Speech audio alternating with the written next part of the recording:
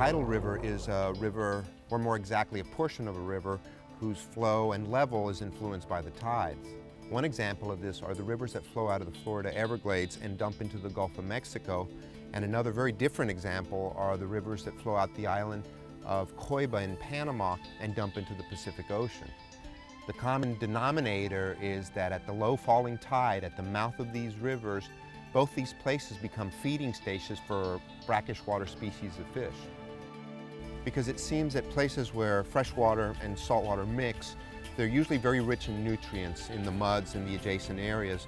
So there's more crabs, shrimp, and schooling fish that end up being food for the predator fish.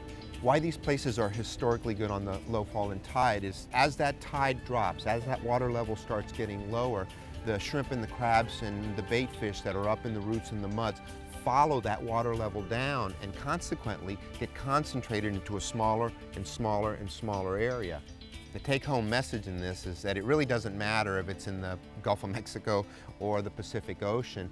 Tidal rivers usually are very good places to fish on the low falling tide because they concentrate that bait fish and they concentrate the predator fish that follow that bait fish. Vida Del Mar is brought to you by Isla Mirada and the Florida Keys, the sport fishing capital of the world.